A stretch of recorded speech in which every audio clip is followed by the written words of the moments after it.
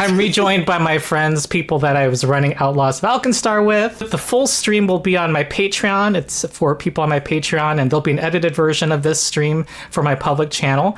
The idea is to look through shitty tabletop role-playing game comments, because I had a recent video, people went after me in the comments where I was like criticizing WotC in my video, and people were defending WotC. And we have people today who play a variety of systems. I think when we look at some of the comments that some people, that many of you submitted, we'll see that it's not the fact that you like D&D that we have a problem with, or like something. It's that you're shitty.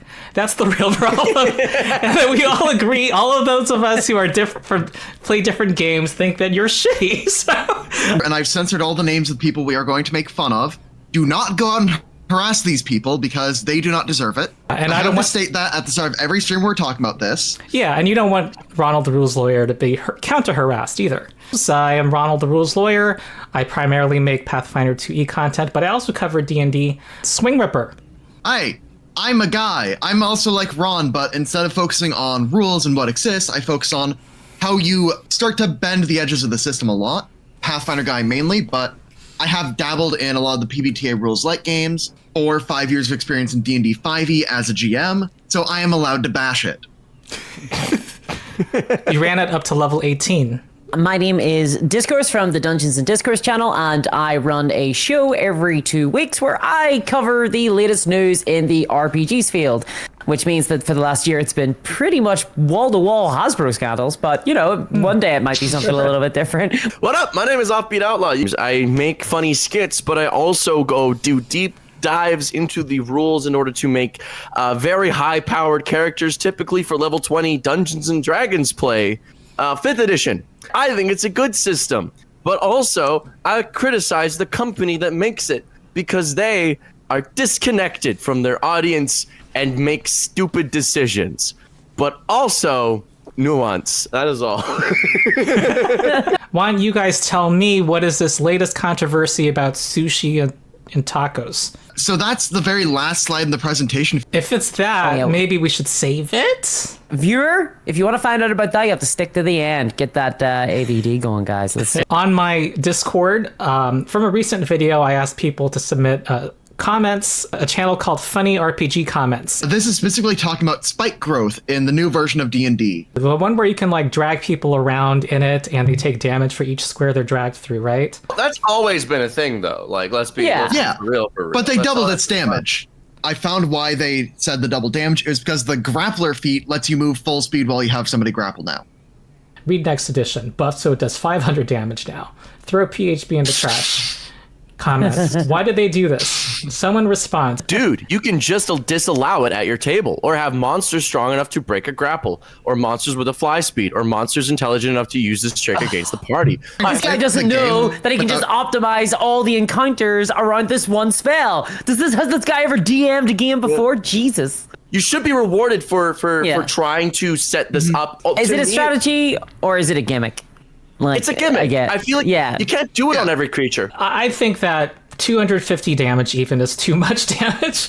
I think, sure, reward people for creative ideas, but for a second level spell, it doesn't have to be that much. The more interesting premise here is this kind of clash between an RPG as a war game versus an RPG as like an almost theater experience, right? They're like two different ways of approaching a game. And I feel like the one who's like, all right, so we're going to go in, I'm going to be able to fly, you're going to be able to cast like thorns, and I'm going to be able to drag them around the thorns, and that's going to deal optimal damage. Like, that is very much a war game experience that those players are looking for there. Whereas like a DM might be like, I'm going to tell my whimsical adventure about how they defeated the dragon.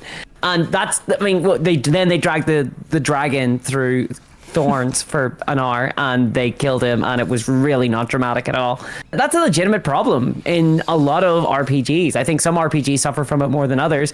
Games like D&D, I think, suffer from it a lot. Not only just because it is a very wargaming experience, but also because it's also the RPG that most people play. And so everybody comes into it with all these differing expectations. I think the fact that it does so much crazy damage hurts both kinds of play. The commenter accepts the premise that it does double damage, and they say the DM can fix any balance problems that the designers dish out to the to players and DMs, and it's kind of absolving the designers of responsibility. This kind of leads to a what's it called? Arms race, where this person says, oh, you don't like it happening against monsters? Well, just use it against your players. Well, I don't know if players are going to appreciate being dragged through and getting killed, you know? And Homebrew does not let designers off the hook. Certainly not. You can't get away with designing a bad game. That's not good. A game should just be functional, and it should be fun to play out of the box. Oberoni fallacy. Y'all heard of that? I'm just going to say that both of these comments suck. If this is all they do, the cheese grater squad arrives in your world. Well, I also have my counter cheese grater, and it's also on the floor. It's like, you need to have you need to talk to your party and be like, this is stupid. Please stop. If someone out there is watching this and they want to do high level role play with combat and stuff, just look up the Exalted RPG. It's fantasy, but it's designed from the ground up that the players are basically stronger than gods, and the world is built around that idea. This is a reply to a comment. They're right, though. The martial-caster divide is a social problem, not a mechanical one. All of that comes from a table where the DM is terrified of targeting the casters as a priority. This lets casters get away with having concentration spells running constantly without being challenged. Outside of combat, there is no mechanical difference in most instances between a caster and a non-caster. People love to use the chasm example, but it's a red herring. Yes, the caster at an appropriate level can cast fly and ferry everyone across. However, Level 5! The marshals can just throw a fucking rope across the chasm and get the same effect. Fly lasts 10 minutes! And so it goes for almost every other example you can think of. Knock, opening things, so can a lockpick. Hammer or axe. Magic, though. The only things that casters end up doing that marshals cannot do in a similar amount of time is travel long distances in planes, raising the dead, and fabricating things. Virtually everything else. That's all super important. D&D is a cooperative game, not an antagonistic game. The martial-caster divide is only a problem if a game is played antagonistically. You're the problem if you raise a problem, right? If you speak out. Ah, right. Yeah. Played antagonistically. And even then, it is only a problem if the players are good at playing antagonistically and the DM doesn't. The DM doesn't act to address the problem. Okay. Sorry, he says underwater walking, he's like, get a canoe! The martial caster divide, I'm sorry guys, is real. A level 20 fighter in best case scenario non-caster can deal 142 damage in a round. A level 20 wizard can deal 350. If they had prep time, that doubles to 700. If they multi-class once, that goes to 1006. This isn't like GURPS, where you can just do whatever you want and everyone's got to be really fucking imaginative about how they perform their actions. In D&D, you get buttons, and casters have got better buttons. I think wizards should be more powerful than fighters. They should frankly. be. I agree. Magic should be scary and more powerful, and it should be difficult, and people should be like, whoa. You know, I like it being more Warhammer. powerful in the older games, older D&D, because you had to plan. Like, that was your one casting of Waterwalk, right? Or whatever. But now it's just blows, though. Well, that was the counterbalance to the greater power that you had in spells. Now it's just fart out a spell slot. Shield. Spike growth. I think that the marshals should Cure also disease. get the skill to do magical nonsense. You have 20 spell slots in the day. Hercules. Most tables don't have 6 to 8 encounters per day, and so you know the idea that it's a limited resource is kind of a straw man. 13 TPK guy is kind of a legend on the Pathfinder 2e subreddit. I do think Pathfinder at low levels at the very least is inclined to you can fuck up and just die. As with my this is anecdotal. I do think that like my game anecdotal. The game that Ron ran for us in Outlaws of Alkenstar, we died a lot. And I don't know how he came to the conclusion that fighters and champions are bad, though. This is the comment about the champions. For Pathfinder champions, FYI. They're like the paladins in Pathfinder. Talk about Shield of Reckoning. That is a reaction that is blocking at least 20 points of damage, and they can launch out 3 times around. This is a response to you, Sean. Someone who's saying champions are overrated, sounds like. And they call that weak. Where's my buzzer sound effect? Clarify what the hell they mean. I was waiting in the. I feel like they forgot to put the fun in their Pathfinder. Where's the whimsy? I feel like they're missing a lot of the joy that comes from role-playing games, which is goofing around with your friends. like I'm like, as much as like I feel like it's fun to kind of be like, Ron, remember when you killed us? Like those were some really fun games. Like Papa Fancy. Fancy. My dad. Outlaws of Alkenstar. They're talking about. It Our seems assless like chaps. the assless chaps. Oh. Let me tell you this. If it is Mugland who is upcharging you on your rent, Mugland will soon be not having any rent to charge you because he's going down. And if you want to be a part of something bigger than yourself for once in your godforsaken life, then let me tell you something. You get those pants, you put them on my ass, and you will see that Ambrose Mugland will be going down with the fire that roars from my waistbands. I have newbies, I have role players, therefore I must play D&D 5. D&D or Pathfinder? I know that D&D is the choice here. D&D means you don't have to read the rule book. D&D means jumping right to all the things that make Critical Role fun. I think that this guy actually has a point. Just that I would go further than him. I'm even more extremist. I'm like, well, D&D has too many caveats and rules as well. Yes. Wait, at the end of the day, D&D is a war game, so is Pathfinder 2. How intricate do you want your war game to be? That's I want to mention that he posted this in two places, this exact comment. He posted in the D&D subreddit and the Pathfinder subreddit. And basically Discourse's rant was the response he got on the PF2 subreddit of, what are you talking about? More games exist. You should consider looking elsewhere if this is a style play you want. Pathfinder's rules do X, Y, and Z. That's why you would pick Pathfinder if you wanted to pick it. You shouldn't pick D&D just because of brand loyalty when you haven't even gotten into the brand. Actually, I think what they really want is like Shadow Dark. Most of the rules are, you've got your abilities and stuff, but you're ultimately just rolling a d20 and seeing if you roll high enough. Which I think a lot of people play D&D that way. Which isn't exactly how D&D's really meant to be played. Like there's a lot bit more meat to D&D. There is. It's a surprise. It is a crunchy game, and I feel like a lot of people don't. I feel like a lot of people's introduction to D&D is Critical Role, is like actual play series, and now Dimension 20 is in this conversation as well. They see the fun of the table, but they don't see the game that's happening behind it. And as a result, I feel like most people come into it just going like, oh, just roll the dice, see what happens. Also, you can't do something that's just explicitly written in the book in Pathfinder is actually directly contradicted by the rules of Pathfinder. Just like it's directly contradicted by the rules of we're not reading the book, like, I mean, like that. Yeah, I mean, reading the book in an have to read it is against the rules.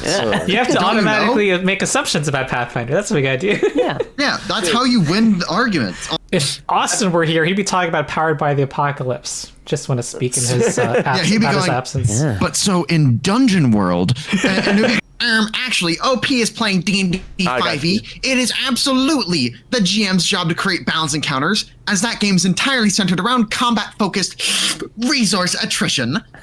Actually, minor correction here. In 5e, it is the GM's job to try to do so. In all likelihood, they'll fail because the system fights tooth and nail against you if you're not running it as a dungeon crawler or war game with benefits.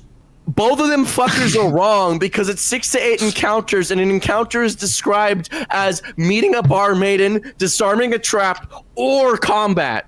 They're telling each other to read the rules, but they haven't either. None of these people have read the rules. Does anyone actually care about caster martial balance? At my casual tables, no. However, once they hit higher levels, it becomes extremely apparent where it's like, wait, what does my class do again? As the wizard has solved the last 3 exploration activities, asking anybody. But it's a cooperative game, right? Yeah. I feel like... Yeah, but like people like to play the game that they're cooperating in. I feel like and because D&D is this combat war game, eventually it is going to matter. Because if I'm playing a martial, this whole campaign, I've been playing as this braggadocious big man, this gladiator fighter. I've won countless fights. And then at level 11, the wizard gets the spell Tensor's Transformation, which means that they get a big muscly suit and they can punch things stronger than I ever could. All of a sudden, that martial caster divide means I am robbed of not only my character's identity, and their agency. I'm robbed of their agency to interact with the story at the same time. So like that does really matter. Whereas like in a game like Troika, who fucking cares? You are a stinky frog, man. The thing about D&D characters is you are expected to play the same character for like a year plus. There's a lot of time for that to wear on you. So balance is actually really important if you're going to be playing a game for that long of a time.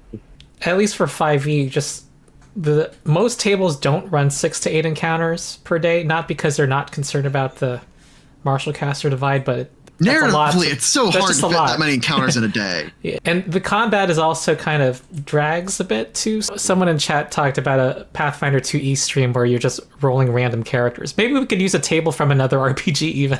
You get the character generator from Troika and see if you can make it in Pathfinder. Because I was advertised I could be anything in Pathfinder. So like, what if? Send me the Troika character generator. I'll try it. I'll do a live stream and I'll try it. The day this community stops using the word build is like this hobby is analogous to video games. The day I can die less irritated. What a weird complaint. Build is a one-word summary for putting different customizable options together. Build implies planning things out in a gamified structure instead of letting the emergent story and interactions within dictate what happens. Just play Path of Exile if you're into making builds. Why do you think you get to dictate how others build their characters? If you feel like ham-fisting a predetermined progression path independent of the story, that's your unfortunate prerogative. This person has deleted their account from Reddit, apparently. They respond, how others play the game dictates future rule changes, attitudes, and social understanding of the game I enjoy. You bet I'm going to try and steer the 5e ship away from Diabloization. That's a fancy schmancy way of saying you'll gatekeep anyone and everyone who enjoys the game in a slightly different way than you. My guy, it's people who roll dice differently than you. Jesus. Okay, so he starts off with them having an issue with the word build, but it actually, that is kind of like this secret kind of trigger word for actually this entire style of play. This is a get off my lawn kind of person. This is very old man yelling at cloud. Yeah. Like, bro, you can still do what you want. Like, what's your what are you against here? I think this is a culture war. I think this is a sort of a video game design has obviously crept into tabletop game design space. I think that's 100%. Like more variety is better in my opinion.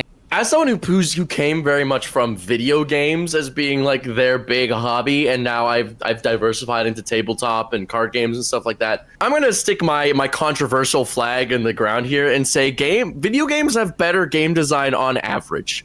I'm gonna say that. Why? There's more games. They're worse though. They are worse. There's a lot of shit.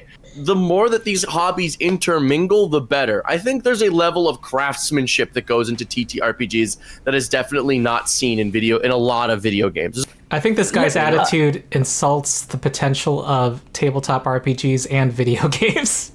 Yeah. Because tabletop RPGs can be mechanically fun, and that might not be your liking, but other people might like that.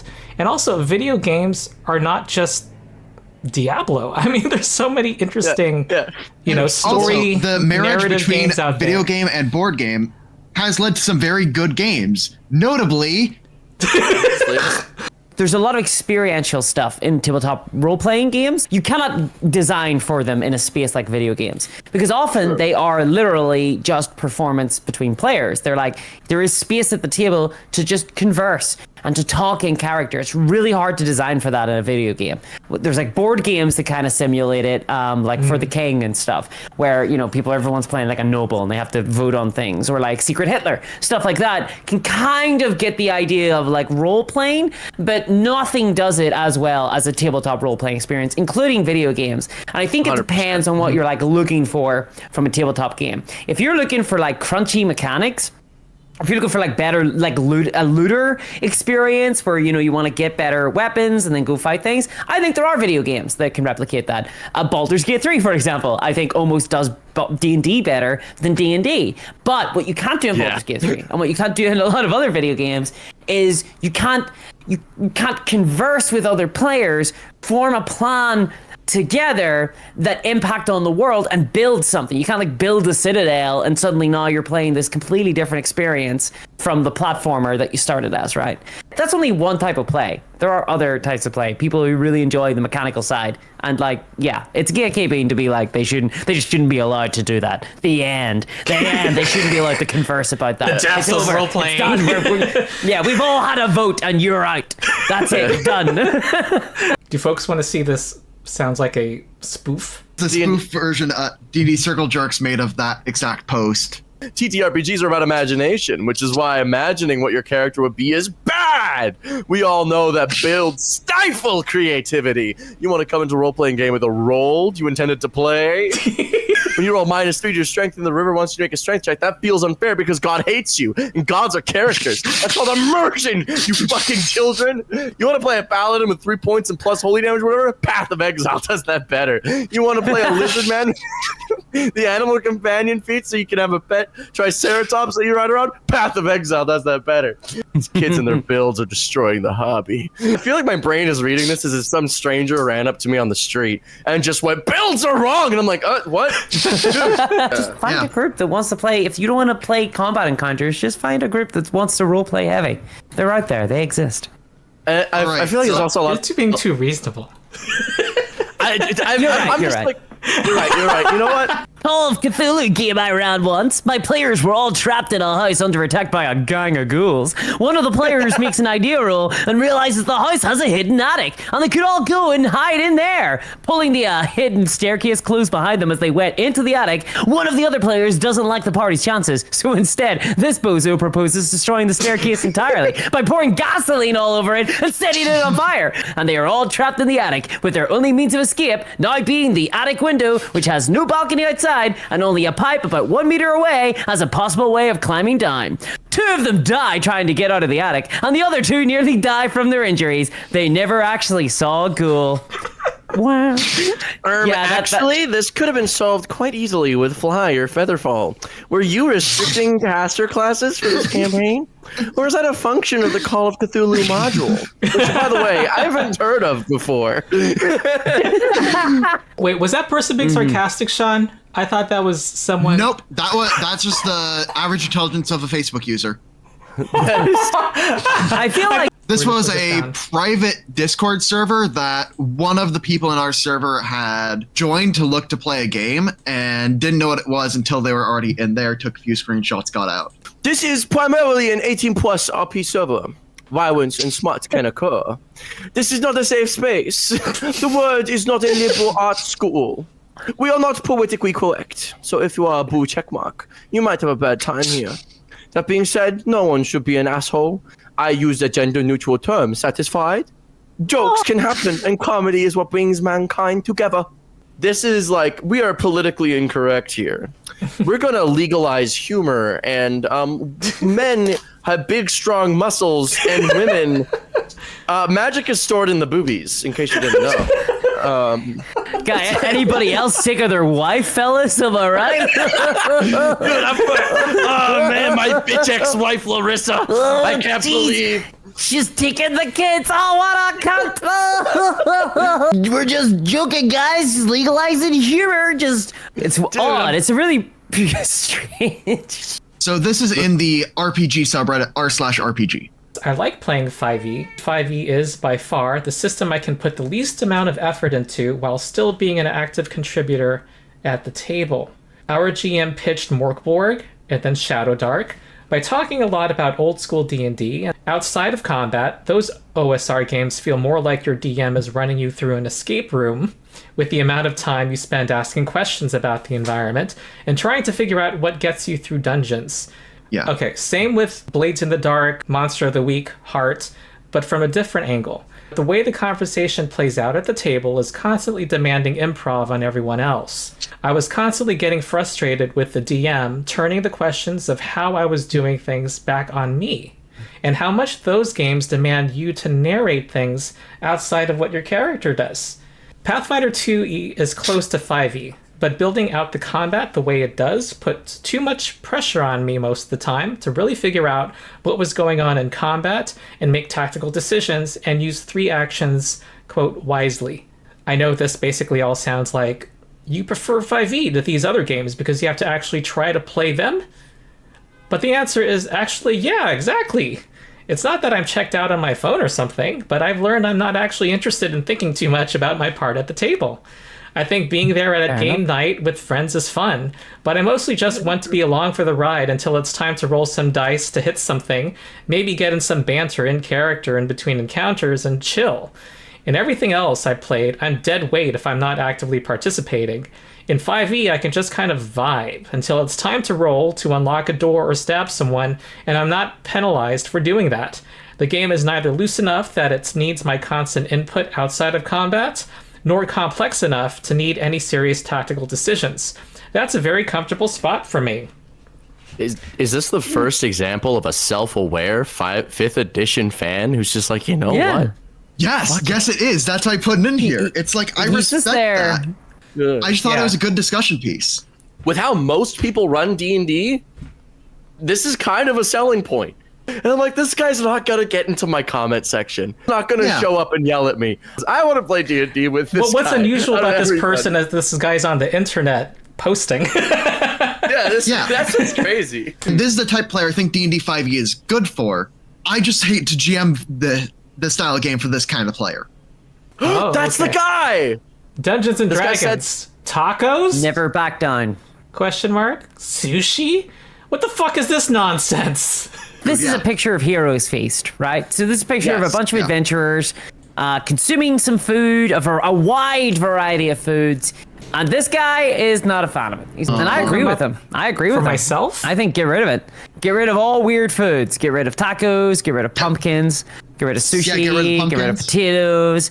Yeah, get rid of all these new all anachronistic foods. All stuff. of them. Yeah, just European turnips, please. That's all we're allowed. Turnips. That's all we had in Turnips Europe and bread. for the longest time. Turnip. It's not like an objective truth that tacos are weird. That's not true. That's a certain type of cultural food. Like, to me, a potato is normal, but like if I had gone back to Ireland like 400 years ago, they'd never seen a potato before, right? You know what? If we're gonna like really apply like world building to Dungeons and Dragons, which I really don't want to do, but if we're actually going to apply consistent world building, there would be no knights. There would be no need for castles. The moment that wizards and teleports exist, you have no need for strongholds like castles. They just wouldn't exist. They just wouldn't exist. They would be over. Yeah, so that's weird. So sushi isn't weird.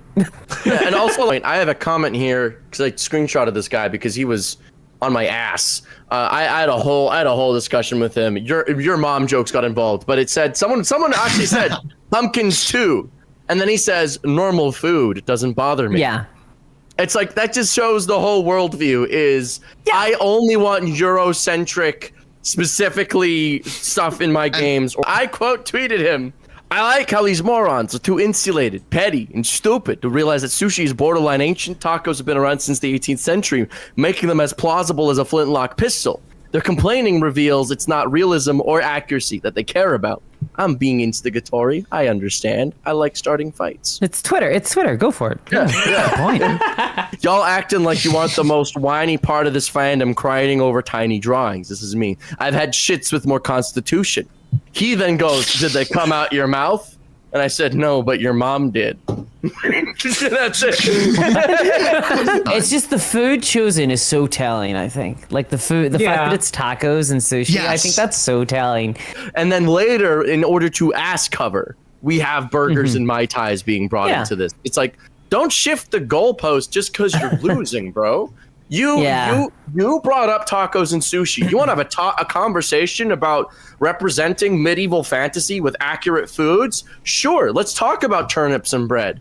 But if you want to... There is also an element of this that speaks to the kind of the safe kind of corporate art that Hasbro Wizards will kind of be more interested in. And they haven't like gone back to medieval texts and thought, what would be the appropriate medieval food? Oh, turnips and snails. Yes, we'll put those. Those will be the foods, you know? And you could have done that, but that's really not the tone of modern Dungeons and Dragons anymore. It is more superhero-y kind of modern. It's a very American fantasy setting. I'll say that much. It does not feel like medieval Europe at all. As someone who lives in medieval Europe, it does not feel like it whatsoever.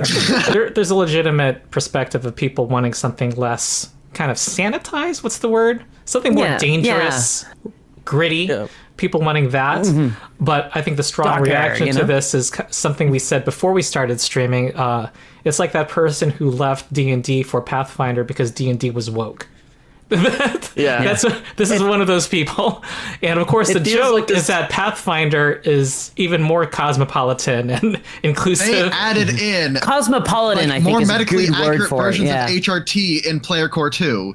So that way alchemists can be dealing HRT on the side. Your criticism of this is problematic and portrays your belief system as being very Eurocentric and frankly a little supremacist on these ideals. They then go, you're just a shill, and I'm like, I haven't bought Wizard product in 2 years. I'm not, I like, what are we doing? Why is the conversation? Why when I criticize your opinion, is it turn into I'm a shill? Rather than we've entered this broader culture war, I think, where people on the left are perceived now of being like liberal rather than perhaps like, you know, actually they actually critique systems of power, and people on the right now are perceived to be the people who are often like haters. And so there's this strange concocted war between liberals on like one side who are all fans of corporate stuff, which makes no sense because if they're on the left then they shouldn't be fans of big corporations at all, and right-wingers who in theory should be fans of capitalism and actual corporations are people who hate corporations and profit making. It's very weird. We're in a very weird place, I think that's like, the way they in terms of the discourse. That's some folks portray it. I think a lot of people love the idea of being anti-establishment, but then it's like, as soon as it comes down to, okay, what are you doing that is anti-establishment? It's like, well, I bought a gun. Oh, from the American military-industrial complex? I hate the deep state, unless it's the Russian deep state, in which case I'm in favor. In which case, I would love to receive their overseas money. Does Russia want to take down Hasbro? Because I am open to negotiations. Enough getting sponsorships from companies that protect your data. Just get sponsored by the Russian government. Sponsored by Putin. This reminds me of the other comment, not liking the word builds. It's kind of like they're ranting about... It's a culture war. Yeah, but also it's kind of a losing side because they're just like opposing modernity. The battle's over. Like lost. If you don't want tacos in your game, you don't have to have fucking tacos in your game, dude. Like, just don't have tacos in your fucking game, you know? And I think there's also a lot... There's also a very good argument to be made about, like, this art is to show the possibilities of what can be brought into a game. Like, exactly. Why are you getting mad about the possibility that is presented with this? I gotta say, I agree with discourse. Even, you know, my videos recently make people think I want WotC to burn down in a blaze, but I actually am thinking it's good that the new edition is bringing in more people into the hobby. And my only thing I'm trying to contribute with my videos is that to show that there's possibilities beyond one game. That's all. Yeah. And also, please don't have everybody come into this like walled garden of like microtransactions digitally, please, where they cannot leave. And they all get used to this like one like VTT and they've all got invested in the system and they never want to leave. Please, it's so hard to get people to play other games already. Oh my God. Sorry. And then add to that a financial sunk cost. Yeah. Top of that. So I don't have any final comments. I mean, it's kind of, we saw a lot of shitty takes and interesting takes. Yeah. And one well thought out comment. People should play more games. Yes. I gotta be honest, whenever you told me, Ron, that it was going to be sort of stuff like YouTube comments, I was expecting a lot more like racism, sexism, a lot more hate, a lot more like, oh, you little stupid gremlin chin, what the fuck's going on with you? You know, like stuff like that. You know, just the usual, everybody gets that sort of stuff. I think my Discord attracted a lot of folks who are, you know, more posted what bothered them. I feel like I need to plumb the depths of my YouTube channel. I need to go and turn off my safety settings and see what I got a lot of bald comments. Yeah. Well, I want to thank everybody for joining today and also chat. It's fun to talk about RPGs with you guys. If only we could do it on a regular, semi-regular basis and release those to the public. Yeah, through the form of a podcast. If only. Well, anyway, with that, I think it's time to end and say goodbye. All right. Bye, All right. chat. All right. Bye.